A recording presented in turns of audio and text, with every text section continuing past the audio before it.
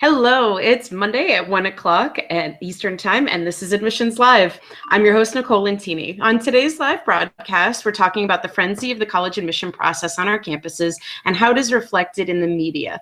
This time of year, college admission gets a lot of attention. Colleges that offer early admission have decisions rolling out already. It won't be long until the media headlines read how to survive the madness and time for sanity as it relates to our work. Who is making who crazy, colleges or the public? My Admissions Live colleague, Chris Dorso, is here to help us gain some perspective about the work that we do and talk about how we can cut through the noise. Admissions Live is part of the Higher Ed Live network, offering viewers direct access to the best and brightest minds in education. Live webcasts allow viewers to share the knowledge and participate in discussions around the most important issues in the industry. All episodes of Admissions Live are free and accessible in the video archives at higheredlive.com and in podcast format on iTunes. Today's live broadcast is made possible by Chegg Enrollment Services. Do you think teens want to connect with your institution on Twitter? Is print marketing dead? This month, Chegg partnered with Higher Ed Live and M. Stoner Incorporated to release a new white paper which looks at enrollment marketing and what admissions professionals know and don't know about communicating with prospective students. The survey, the first of its kind since 2009, examines 8 admissions myths and offers best practices for communicating with prospects. We've tweeted out a link now so you can download the white paper and access the findings. Higher Ed Live is produced by M. Stoner, a marketing and communications firm that works with education institutions on branding, strategy, web design, and more. In higher ed, the degree is the product. Your program pages are some of the most marketing critical on your website. If you're interested in getting M. Stoner's model to building effective program pages and spending some quality time with one of their experts, check out the link that we've tweeted out where you can learn more. So without further ado, I'd love to introduce Chris. For those of you who don't know, Chris is the Assistant Director of Enrollment Communications for Stony Brook University, coordinating social media outreach for one of the top-ranked public research universities in the Northeast. He's been my co-host here in Admissions Live for the past 2 years, and I'm thrilled to have him on as a guest, even if he tries to sneak in really nice things to say about him in his bio. So thank you for coming on, Chris. Man, you are just a rock. But nothing gets past you. Nothing gets past you at all. What can I say? I'm thorough. I pay attention to those details. And, I'm a big fan of yours, Chris, but I don't know if I can call you personal hero yet. We'll see by the end of this broadcast. A lot can happen in the next 40 minutes. Who knows? Yeah, we shall see. So we have quite a lot of questions to cover. It's the end of the year. It's a crazy, crazy time of year in enrollment. So tell us a little bit about what is crazy about this time of year from your own past experiences with enrollment.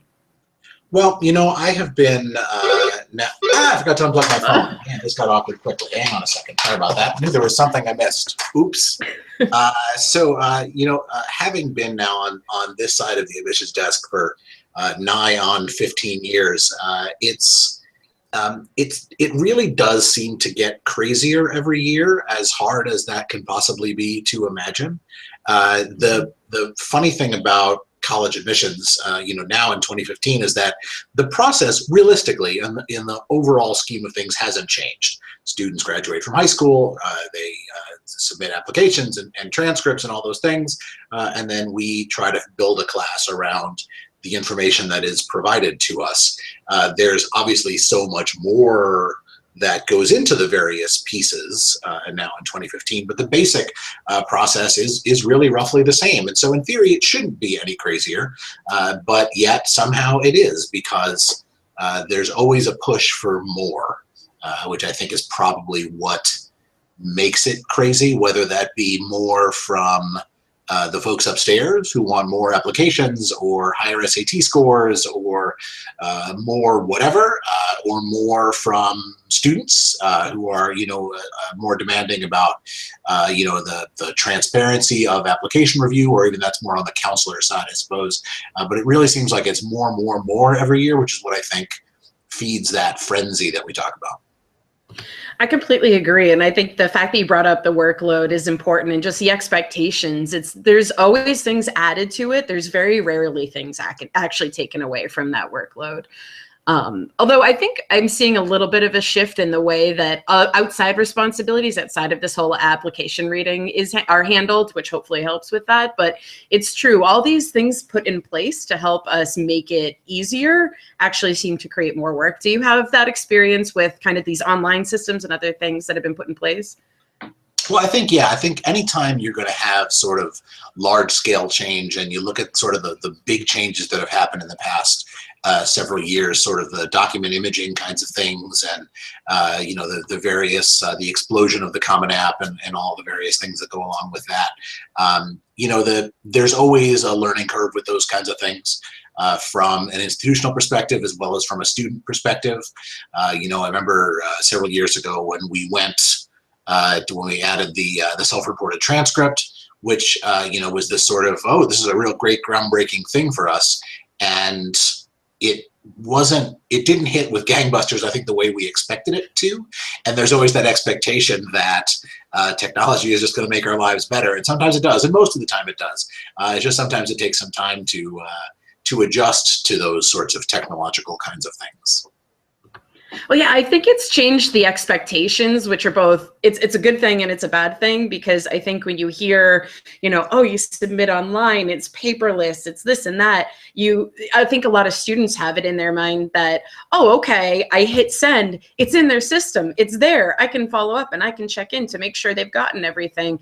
And we on the admissions side, and then counselors on the school counseling, guidance counseling side, know that that's not the case. There's a processing time, there's other buttons that need to be pushed, there's these pieces that need to come into play. So I wonder how much the kind of frenzy surrounding it is caused by the thought that it's going to be made that much faster, which in reality we know it is a little bit faster than it used to be, right? And this, instead of having to print out all these materials, put it in this big envelope, have the guidance office send it out into the mail, we wait for the mail to get here, it's sped up that process. But I think students who are in high school today, they're so used to everything being so quick, and especially the parents of those students as well seem to have that expectation too. So I feel, at least on my end, it creates more phone calls, it creates more emails, it creates a lot of stress surrounding that. Yeah, agree. And I think that's there's a lot of truth to that. I mean, I think the fact that we can do things so much faster doesn't necessarily mean that we are doing things so much faster. And in some cases, those are the speed and efficiency of the admissions process has improved things, because if you are in a situation where you're rolling admissions, for example, or you're talking about early decisions and things like that, where you want to get those things in and get them filed and get them either out the door quickly or turned around quickly in some capacity for review, it's easier to do that now, because you can, I mean, I can literally, I did it a half dozen times just this morning, where we get an email of a transcript directly from a high school. I can index that right away and get it right into the student's file and literally slide the student's application over for review.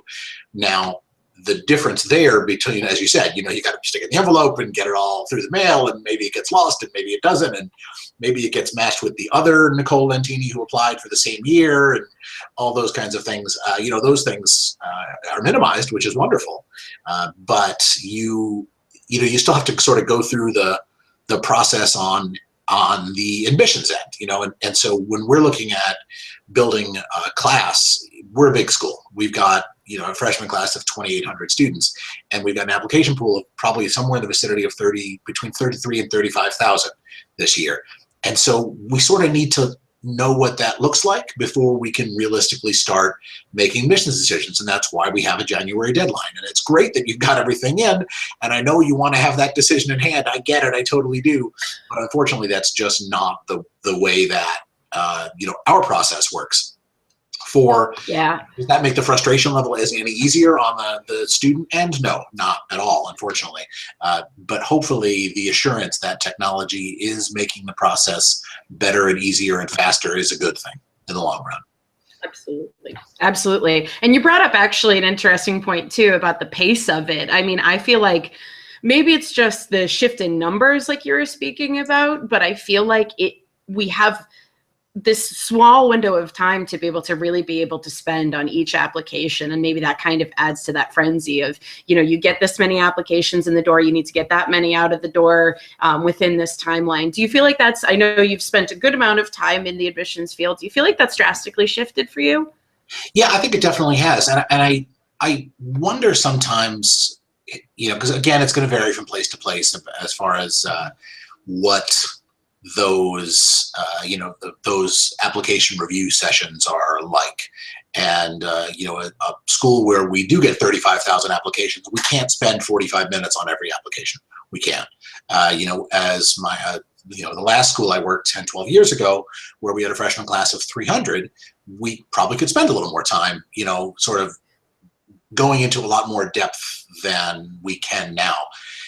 And there are students, that sometimes get short shrift, and we as counselors, I think that's why we exist as counseling staff, because, and I think that's, not to sort of shift the narrative here, but I think there's been, how do I phrase this? So I've been wondering for years, because everything is online now, and students are searching online and they're applying online, everything happens through the screen now.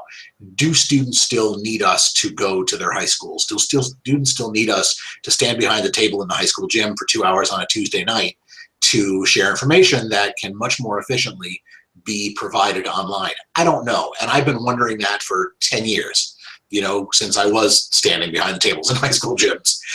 And so, do we necessarily need to do that? Probably in a lot of cases, no.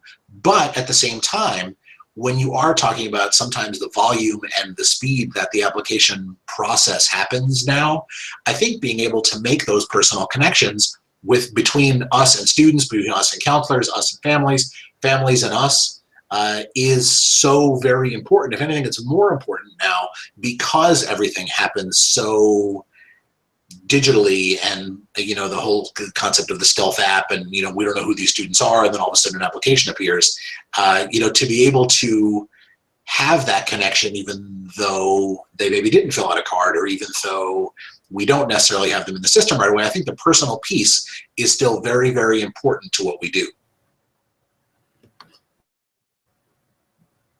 Oh, I completely agree. And I feel like even in the connections I've made on the road, I'm starting to feel like that is going to be the differentiating factor for so many of these students, especially when, a lot of us out there are guilty of using, like you said, the FAST app or other applications that in the end kind of look the same as far as their communication that goes out. And so while it's easy to question travel and the impact of it, and I definitely have been in the same boat as you, kind of sitting there sometimes at less busy college fairs and going, is it worth it for me to be here if I'm not having these conversations where I could have these conversations in a different venue?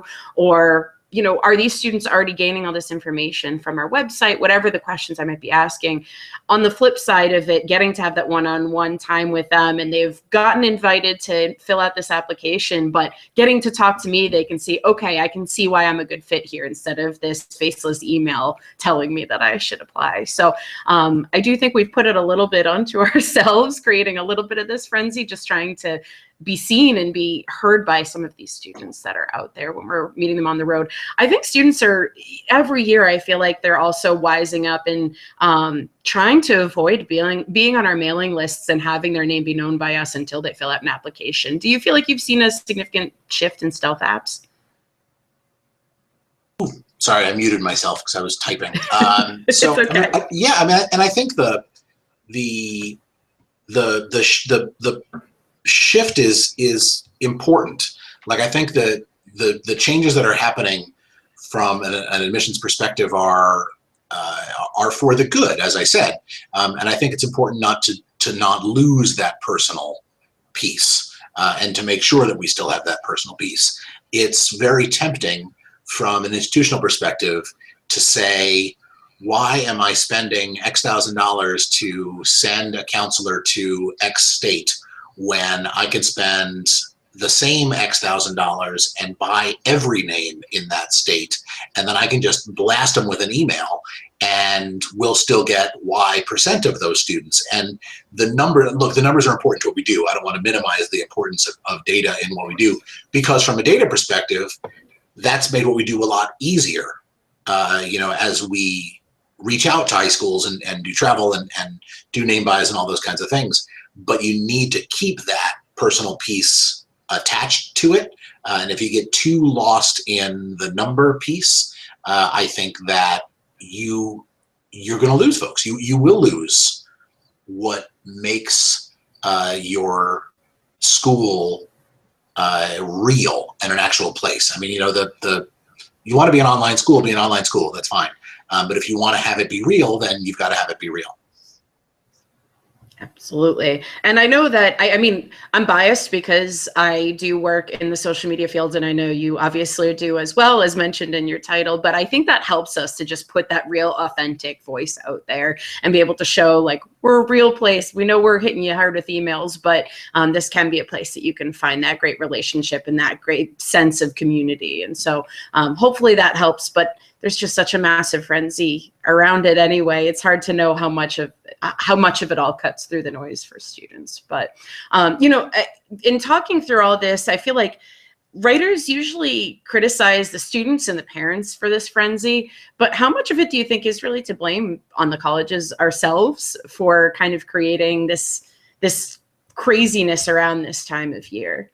Yeah, that's I thought that was a really good question, and I apologize that we sort of were going to throw open the doors last week for my show, and we didn't. And I'm going to do that in the spring. I'm going to sort of have an open forum here some Monday afternoon. But I thought that was a really interesting question of how much do we cause this frenzy, and I think it's we drive a lot of it for better or for worse. I think the media drives a good chunk of it, and I think that and this is going to come across as sort of crass, but I think parents and students and the counseling community deserve some responsibility for all of this as well. The whole students applying to 19, 20, 30, 35 colleges didn't happen in a void. It happened, that grew over the last couple of years in conjunction with, the competition of to get into competitive schools, the whole FAST app thing. Like, there were lots of reasons why application numbers jumped. But I think we do bear some responsibility on that because, and to use the FAST app thing, there were a lot of schools that wanted students to apply just to bump up application numbers. And I don't realistically know that there was any real benefit to that. It's a nice number to say to your trustees because your admissions percentage went down 2 points this year because you got a big influx of applications, but there's a lot of stress and energy and work involved in raising those application numbers, not just on our side but on the student side. And ultimately it's about our incoming students and not about us as much as we want it to be about us. And for the energy and the thought that they're putting into submitting the application and getting the transcript and visiting and all those kinds of things. I mean, we had a student 2 weeks ago, a month ago, who, due to bad information on our website, we had a program that had changed, and the student made the trip down here, took the train all the way down here from Western New York, came out to visit and all those kinds of things, got here, and asked the question and information session about this program, and we said, oh no, the program doesn't work like that. And they were just stunned, really, because we saw it on your website. And so there's so much information out there that there's a money investment and a time investment that students are putting into the application process, and we need to be conscious of that, and we need to be respectful of that, and not just giving more applications so that our numbers can go up. It's got to be real because that's what the experience is. Absolutely. I couldn't agree more. And it's so hard because you understand the reasoning why these things are put in place to try to get applications out there and everything else, because, for every few applications or every few students that get that kind of FAST app, maybe they already had heard of us, but there are a handful that have never heard of us and heard of us because of that application. of course, it brings up the question, could they have heard about us in a different format? Sure. But I do agree, it creates a massive amount of work on the student ends, on the counselor ends, on our ends. I mean, I know that there's calling projects that are done, there's email outreach just to kind of help complete applications. So it does create a lot of work, and it is kind of a question of what is actually worthwhile to do and what is at the detriment of the student too, which I'm glad you brought that up. And it actually brings up a question that I know you got for the show you're trying to put together. So from one of our viewers, they asked significant institutional changes in college admissions, including ACT and SAT testing and reporting revisions, prior year, and other things that have come around in the admissions and guidance world in the last year, are implemented unilaterally and with organizational priorities in mind, not student interest in mind. So how do we slow the train and include all the stakeholders in the conversation, which is a massive question and probably could be a show in itself. But, you know, what's your initial feeling to that question? I mean, how do we really take a better look at this and figure out how we can better serve our students and all constituents? You know, I love that question. And the reason why I love that question was because I think it speaks to sort of what we do on the enrollment end and who, both who we serve and then how we serve those various populations. Because, you know, and it may be different working in a private school than it is for us working in the public sector, but there is a perception out there that as a public university, we are not open enrollment, but that like we should be easy to get into, we should be serving our community, and if I'm a local student and I apply there, I should be able to get in because we're the local school for those folks. And there are public colleges and universities that are in our area that serve that need. And you know, our school isn't necessarily in every case going to be that school. And so the question for our community is, who are our stakeholders? Is it the faculty, you know, on the real high, deep end, like the faculty, the research component, and that sort of very, you know, all the esoteric stuff that doesn't impact the undergraduate experience as much?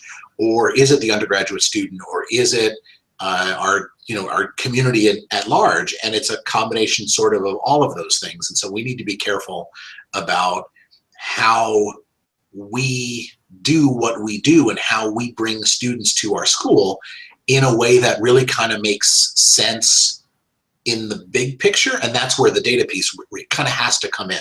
You know, we get a lot of computer science applicants, a lot. And it would be wonderful to just admit all of the computer science people, but we just don't have enough space and we don't have enough computers to realistically do that.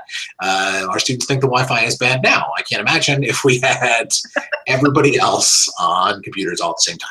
So, you know, to be able to find that balance in the way that we build our community, you know, and it's the whole, you know, admissions offices are looking for the basketball player and the violinist and the oboe player, and like, but realistically we are. And how we do that may vary from year to year, and it may vary from, you know, on the small scale and on the large scale. You know, we had a couple of years ago where we had a much larger, our yield numbers were big.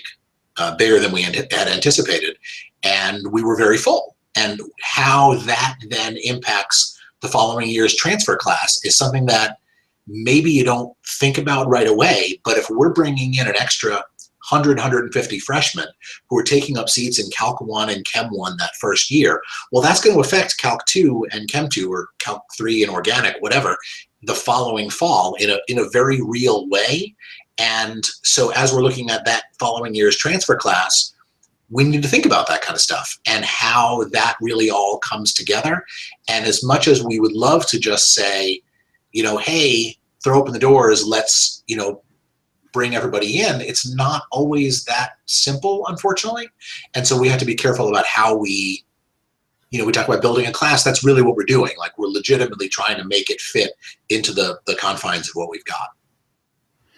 It's so true. And I feel like I hear you. I chuckled on the computer lab part because one of the things Champlain is well known for is our game design program. And we run into the same thing. I mean, I wish we could admit all of our game design applicants and some of these students expressing this interest in this program. They have, the hearts of gold and desperately want to be in the program. They're so passionate about it. But it not only shifts the numbers in the classroom, it shifts the demographics of your institution in a really real way that can affect the community in a particular way, no matter what major you're talking about, and how you're trying to maintain this balance to ensure that the institution is suiting all needs that are there. So it's a really wonderful point, and it's a huge question to really be able to address of how we can better serve these students. I mean, the whole prior year thing is still kind of confusing to me, and I'm intrigued to see how that affects the shift in financial aid. That's going to be a really interesting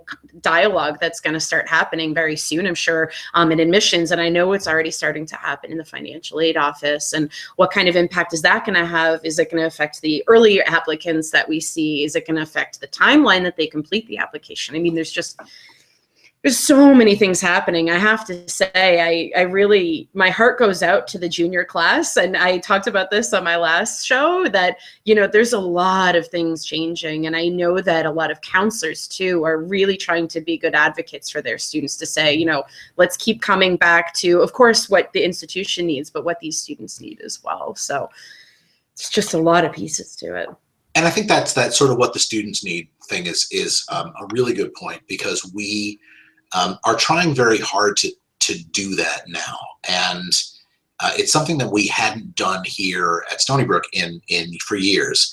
Was a student who applies, and I'm thinking about the transfer experience now particularly, but the freshman experience as well. A student who applies to us and says, I want to be a doctor, I want to be an engineer, I want to work in could be do something computer science, something along those lines. And they don't have a calculus background. They haven't taken college chemistry if they're coming in as a transfer. There are students who come to us with a 3.7, and again, I love when we do these things because I have examples that, I literally had one this morning that the student it was a high 3 GPA, had 4 semesters at our local community college, but had almost no math and science at all and was interested in biology.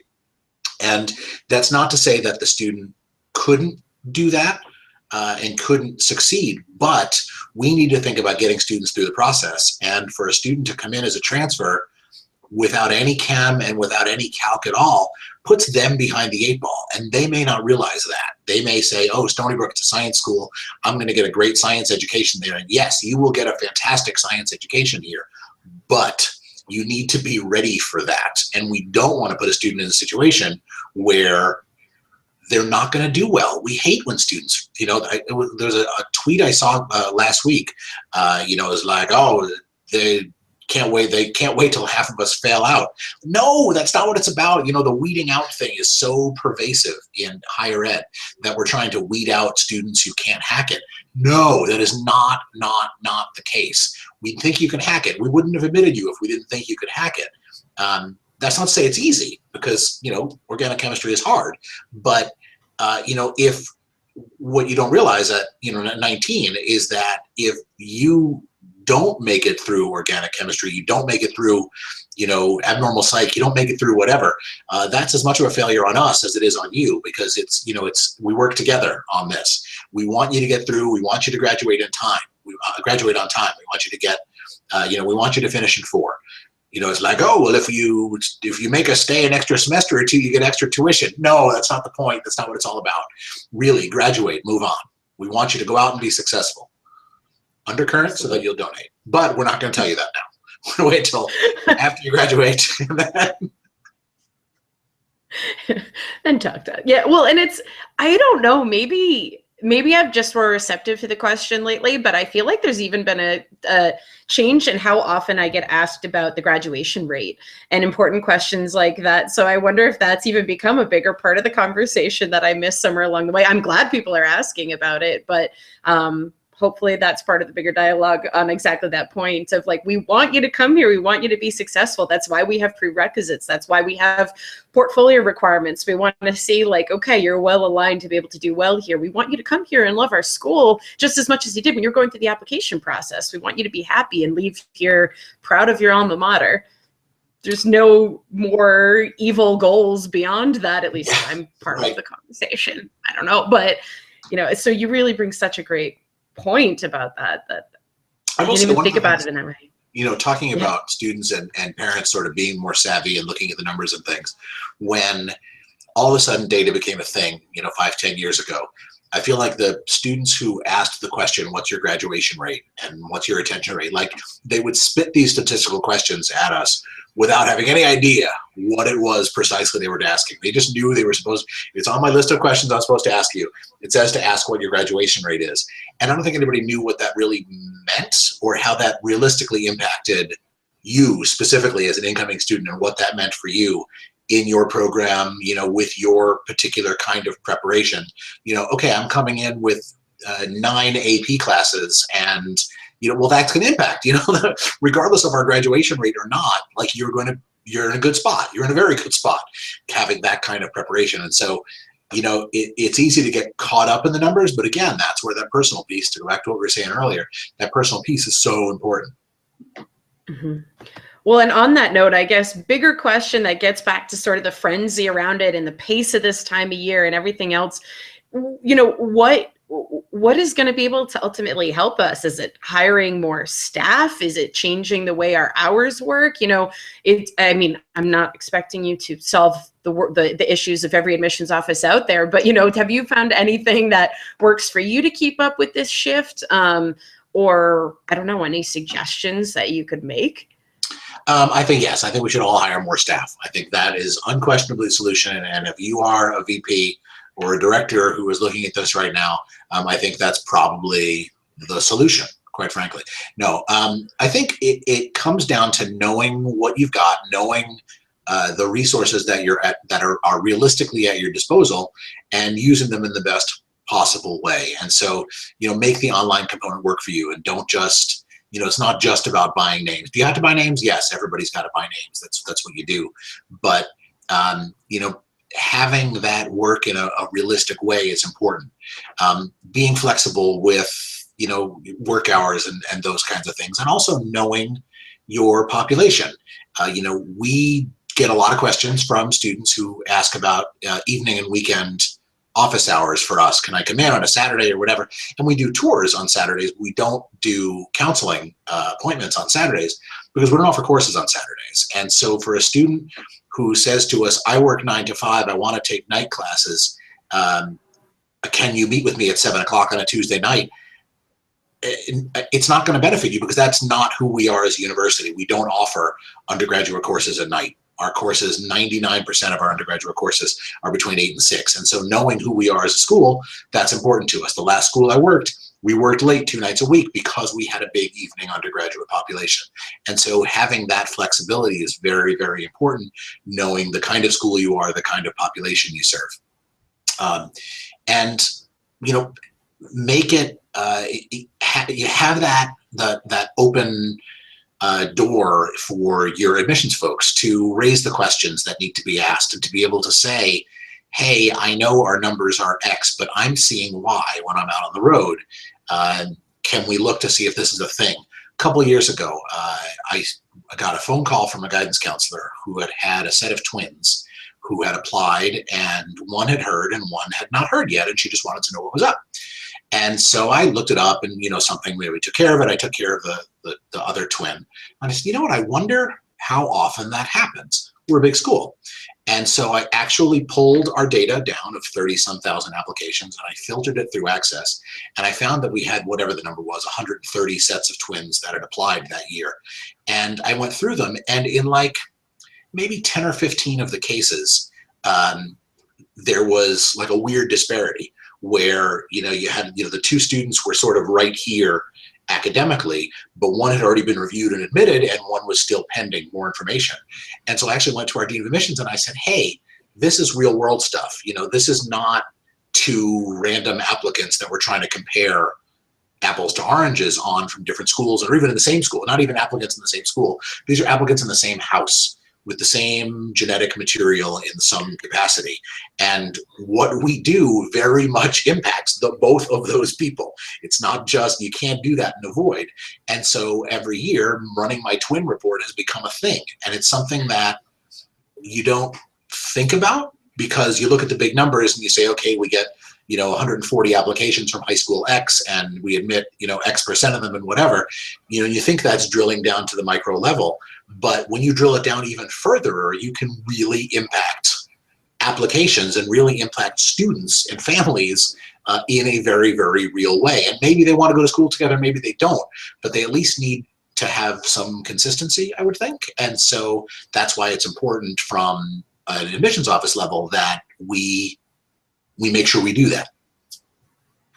I love that example. It's such a fascinating way to really look at it on the absolute human level, like you said, because it can be so easy to just be like, oh, we have thousands upon thousands of applications. It's a blip in this larger pool of applicants. No, it's really thinking carefully about the emotions that are at stake too in this whole process. I think it's so easy to forget, when we're in this world, that like there are real people behind these apps, and I always try to remember that, but that there are real anxieties around it, there's frustrations, there's concerns, and anytime you can bring that like one-on-one connection with the student back in that dialogue within that admissions kind of environment, I think it's just going to help you be better about the way that you treat this work.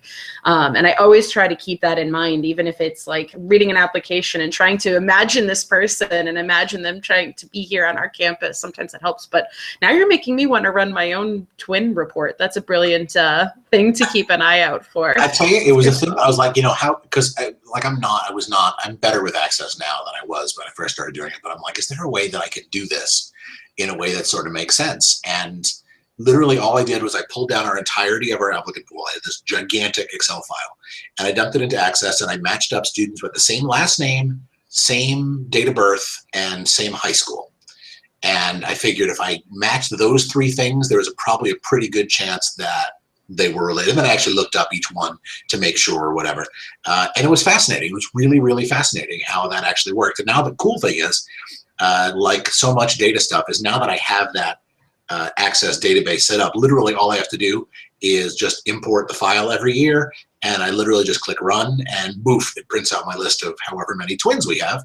And I can run around the office and share the list with whoever needs the list to be like, hey, you've got people from your schools, make sure you take care of them. So it's kind of a cool, it's fun. I love doing it every year, because it's being that I'm not on the road anymore, it's like my micro admissions piece. It's like when students tweet things and I get to respond and be like, hey, your admissions letter is coming, and I know and you don't, haha.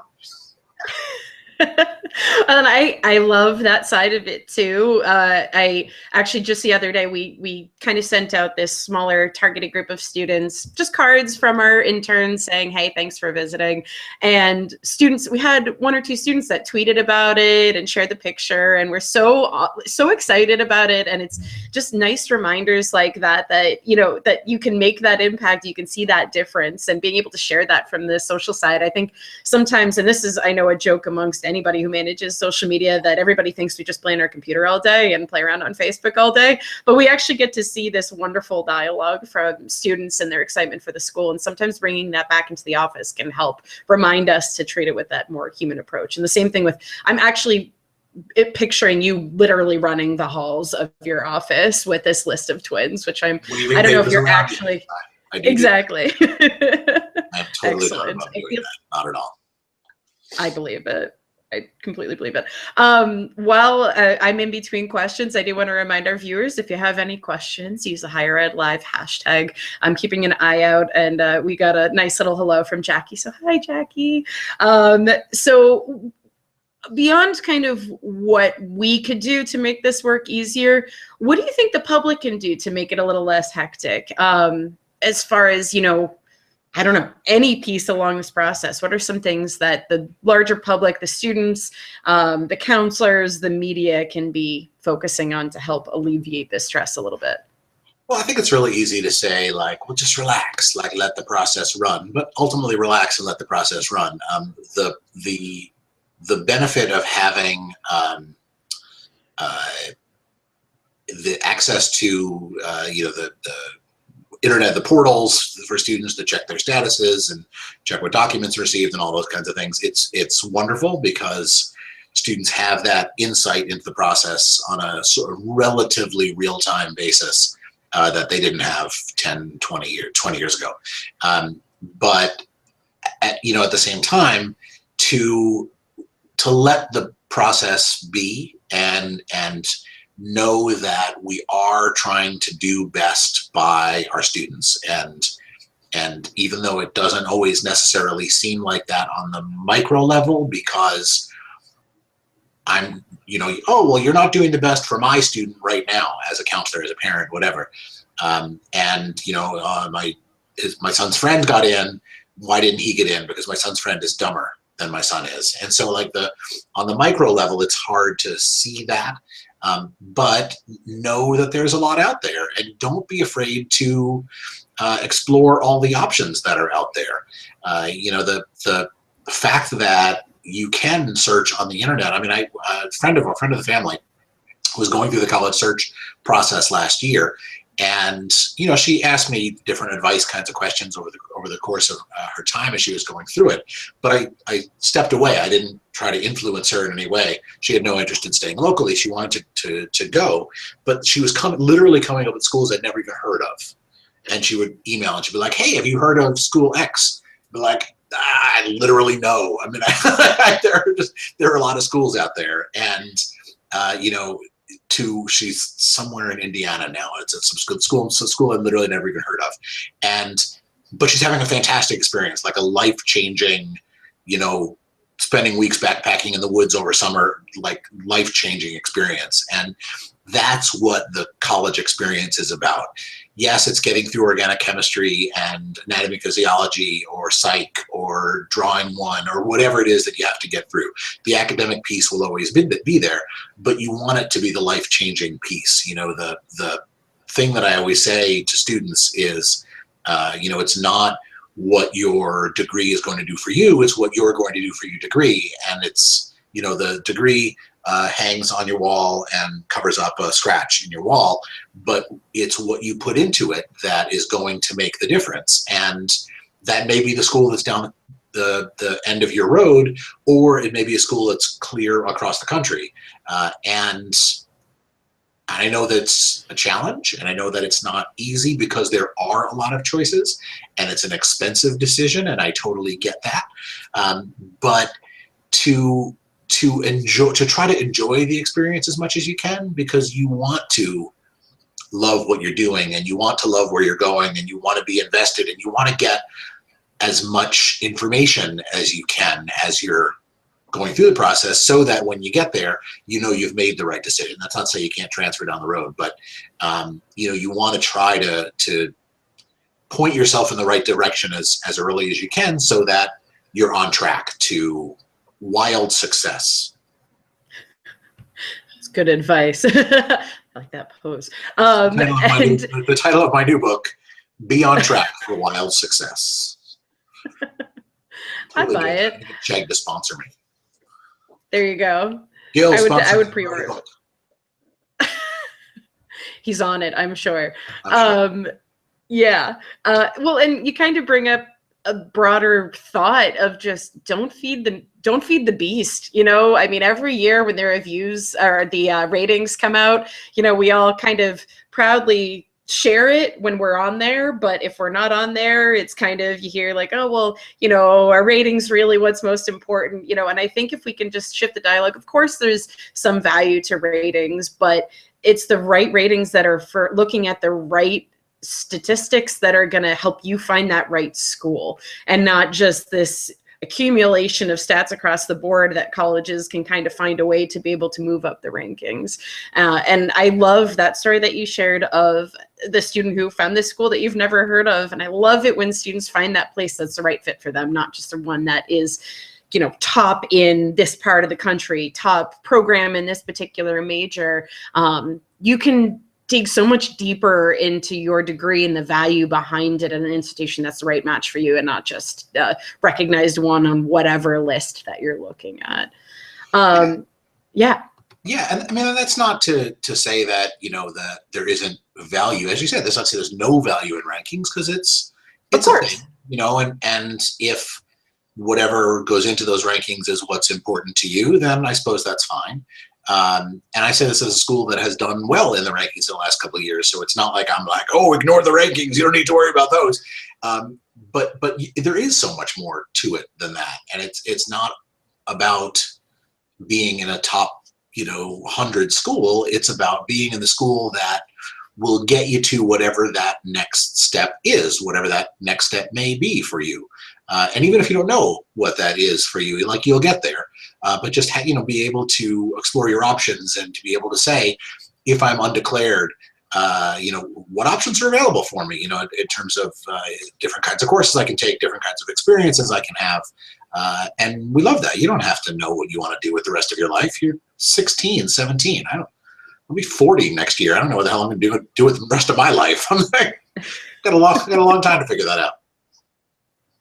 Oh, I hear that. I just turned 30 and I'm having that same question. And I tell students that all the time, that you don't need to have your whole life figured out at 18. We just want to help you take that next step in the right direction of where you can maybe see as a good kind of stepping stone in that direction you find yourself wanting to move in. And yeah, like I said, I don't think that rankings are entirely useless, but I mean, I'll use Champlain as an example. We were named the #1 most innovative college in the North. I think that's a cool ranking that goes beyond just that list of top colleges in whatever area. You know, innovative really, really speaks to our goal and to the, you know, relationship that we want our students to have with the college. So, you know, I think if students are just looking more carefully at what these rankings are telling them, that's going to ultimately be more important, and focusing on those things that are going to be the most important. Do you want to go to a school that has a great NCAA kind of assortment of sports? Do you want to go to a school that has a great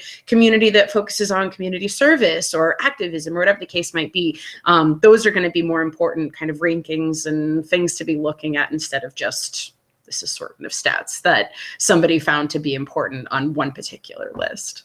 Yeah, it's funny now working at a Division I school, because I went to a school that was Division III, and there are times when I'm like, man, I wish when I was in college, like, we had this that I have here now.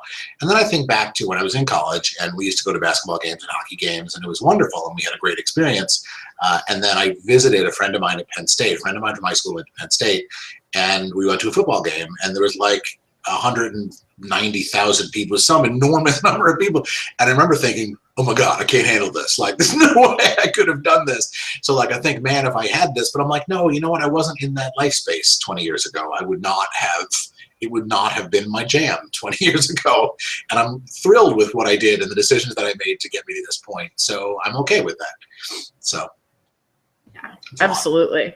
It is. It's so much to think about. And that's the thing. I try to, whenever I talk to 18-year-olds that are thinking about college and just getting stressed out about it, I just ask them, you know, what's important to you now? You know, what things are you involved in? What things make you happy? Just keep those in mind as you're going through this process. And maybe you can breathe a little bit easier knowing you're going to see some of those things at whatever location you end up at. Just to kind of take a few steps back, because I thought you also brought up a good point too, of as far as kind of the waiting on decisions and everything else, you brought up, you know, be patient with us. There's a timeline in place for a reason, and that's important for any of our constituents waiting to hear from us to know.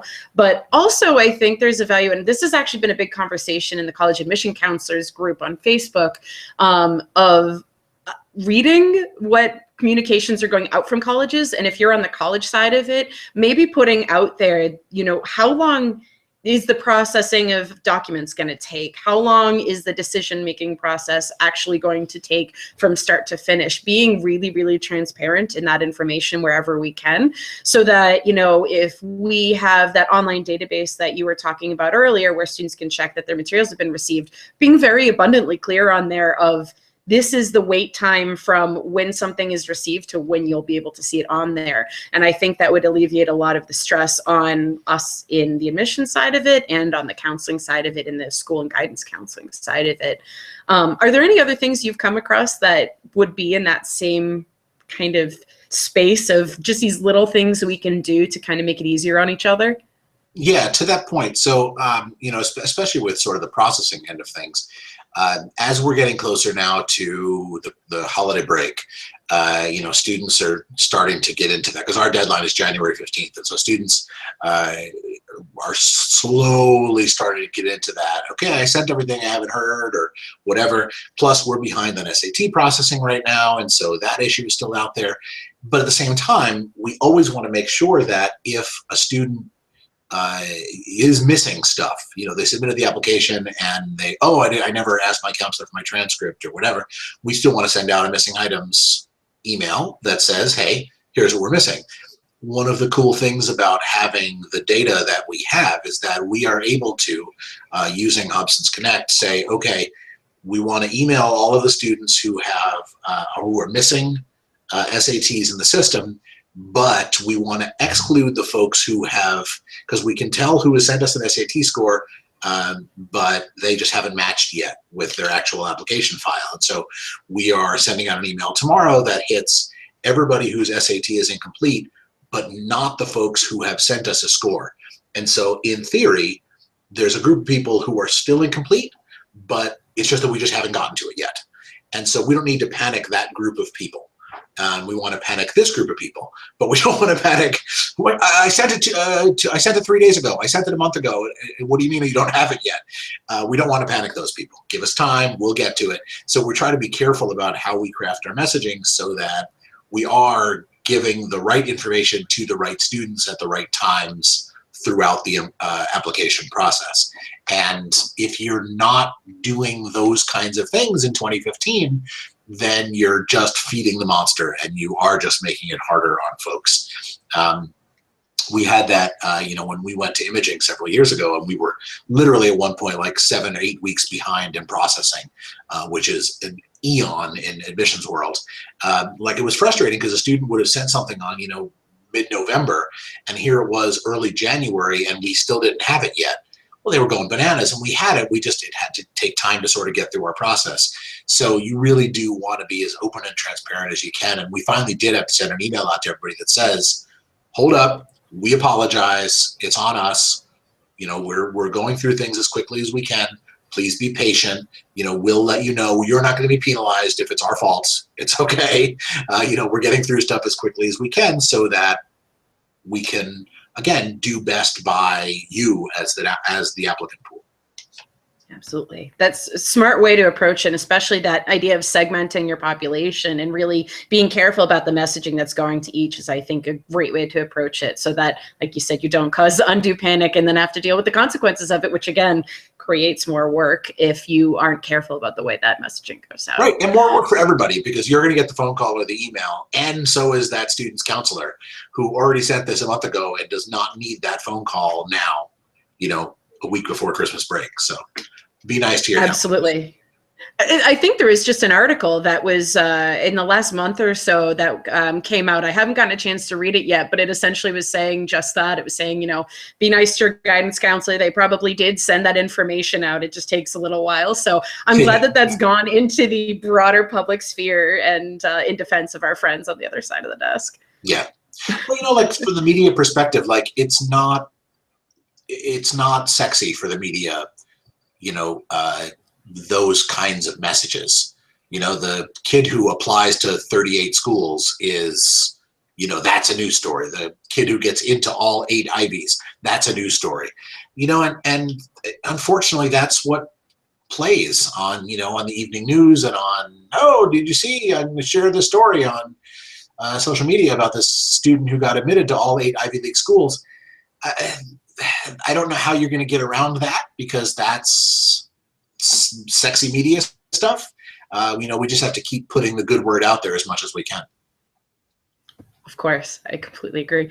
Well, I'm realizing we are very rapidly approaching 2 o'clock, so I haven't seen any tweets come in with any questions, but I'm at nlentini. It's right in my lower third here, and I think Chris's is in his as well. So feel free to tweet us after the show if you have any other questions. But Chris, any kind of last thoughts you want us to end this show with, or any thoughts of how to just calm down this frenzy and take it one day at a time? No, I think you nailed it. I think just calm down and take it one day at a time, and have an enjoyable holiday. Don't pester your children about their college applications. This stuff will happen. Don't worry about it. It'll be fine.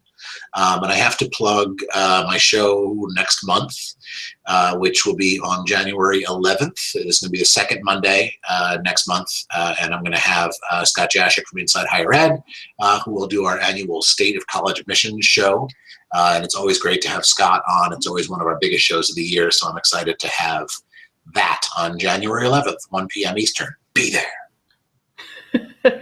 I will be tuning in. Don't you worry. Thank you for plugging that. And you actually you reminded me of something. To all of you out there at the holiday tables, when you're with your family, if you have college-aged or college-bound aged students in your family, don't bug them too much about how their applications are going. It's already on their mind. Just, let them enjoy the holiday break. Don't keep asking. They're already stressed out about it. Just let them kind of breathe and enjoy, the holiday festivities without thinking about that. So putting a plug out there for them. But thank you everybody for tuning in. And thank you, Chris, fellow host of Admissions Live, for being on my last show of the year. And I hope everybody got their questions answered. Like I said, if you didn't, feel free to tweet us and we're happy to chat with you. Thanks as always to our program sponsors, Chegg and M. Stoner, and we will see you in the new year. Bye.